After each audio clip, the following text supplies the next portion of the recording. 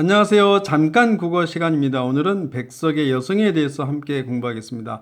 백석 시인은 1912년 한일합방이 되고 난 직후에 태어나셨죠. 한일합방이 1910년도에 이루어졌죠.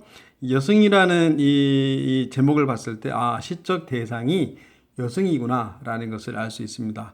여자 스님에 대해서 이 노래하는 시구나 라는 것을 알 수 있겠죠. 자, 여성은 합장하고 절을 했어요. 근데 나라는 단어가 있잖아요. 1인칭 어떤 시의 화자가 시의 표면에 드러나 있다라는 것을 알 수 있습니다. 여성은 합장하고 절을 했다. 이렇게 손을 모아서 이렇게 불교에서 이렇게 손을 모아서 절을 하죠. 가지취의 냄새가 났다. 여성으로부터 나는 냄새입니다. 냄새의 방언인데요. 이 가지취는 취나물의 일종이죠. 그러니까 산나물인데요. 그러니까 속세를 벗어나서 어떤 불교의 어떤 식사나 뭐 그런 것들을 통해서 이 옷에 그런 가지치의 냄새가 묻어 있는 거죠. 그래서 후각적 심장을 통해서 여인이 속세를 떠났다라는 것을 알 수 있습니다. 쓸쓸한 낯이다. 이 여인의 안색인데요. 여인이 쓸쓸한 빛이 있어요. 근데 옛날같이 늙었다니까 이 나라는 화자가 이 여성을 예전에 본 적이 있다라는 것을 우리가 추리해 볼 수 있습니다. 나는 불경처럼 서러워졌다. 근데 왜 이 화자가 이 여성을 보고 서러워졌냐면, 이 화자의 감정이 직접적으로 표출됐는데, 왜 서러워졌냐면, 이 화자가 봤을 때 여성의 이렇게 한많은 삶을 돌이켜서 생각해 보니까 서러운 마음이 생긴 거예요. 자, 이연을 보겠습니다. 지금까지는 이제 현재 이 화자가 앞에 1년에서는 화자가 여성을 만났다면, 평안도의 어느 산 깊은 금전판 이제 과거를 떠올리는 거죠. 그래서 어떤 회상적 구조, 회상적 방식이 되는데요. 현재에서 과거로 가니까 역순행적 구성이 되겠죠. 이건 공간이죠. 어느 산 깊은 금전판. 요즘으로 말하면 어떤 금광, 어떤 금을 캐는 곳이라고 볼 수 있겠죠. 어떤 금광의 일터가 되는 거예요. 나는 파리한 여인에게서 옥수수를 샀다. 파리하다라는 말은 핏기가 없다, 해쓱하다. 그러니까 영양 부족이고 또 근심 걱정이 많고 뭐 굉장히 고생을 많이 하고 그러니까 여인이 체격도 이게 근육질이 있거나 튼튼해 보이지 않고 아주 안색도 핏기가 없고 그런 모습이죠. 그러니까 여인은 나 어린 딸 아이를 때리며 가을밤같이 차기 울었다. 여인은 나이가 어린 딸 아이를 때리며 가을밤같이 차기 울었다.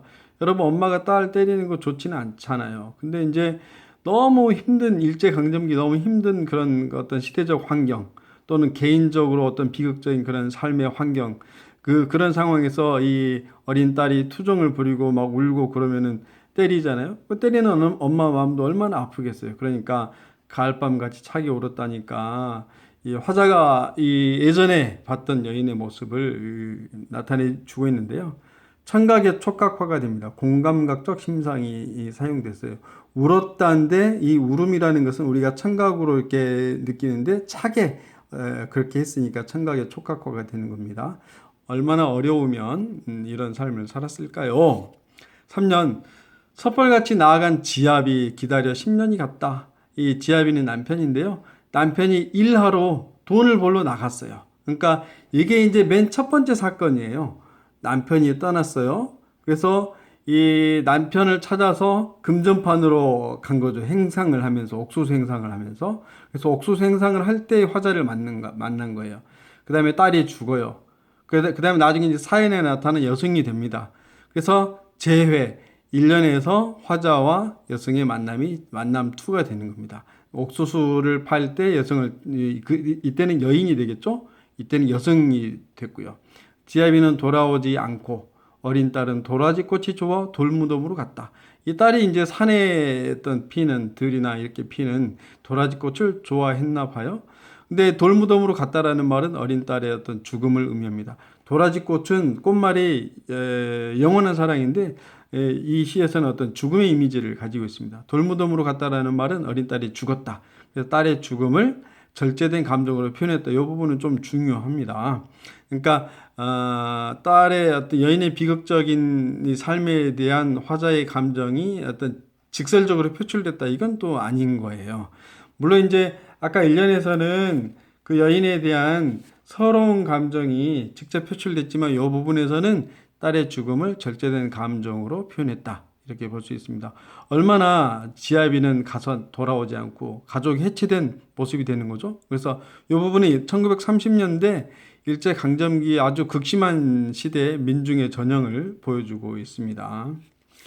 사연, 상공도 설게 오른 슬픈 날이 있었다. 이 슬픈 날은 어떤 날이냐면 감정입이 사용됐는데 산절의 마당귀에 여인의 머리카락이 이 한 가닥이 몇 가닥들이 눈물 방울과 같이 떨어진 날이 있었다. 그러니까 여인이 삭발하는 모습이죠. 한많은 여인이 불교에 귀의하는 모습이 됩니다. 이 머리를 깎고 눈물 방울도 떨어지고 머리카락도 떨어지고 그런 모습이죠. 여인 여성으로 되는 모습입니다. 이 부분에서 이제 중의적이다. 머리카락이 눈물방울처럼 떨어졌다. 또는 머리카락이 눈물방울과 함께 떨어졌다. 뭐 중의적 의미로 사용됐다는 그런 표현도 있는데 선생님이 생각했을 때는 여인의 머리카락이 눈물방울과 함께 떨어졌다. 이렇게 해석하는 것이 더 타당하지 않겠냐. 그렇게 생각합니다. 자, 이렇게 해서 백석의 여성에 대해서 공부했습니다. 주제는 한 여인의 비극적인 삶이 되겠습니다. 지금까지 수고하셨습니다. 감사합니다. 안녕.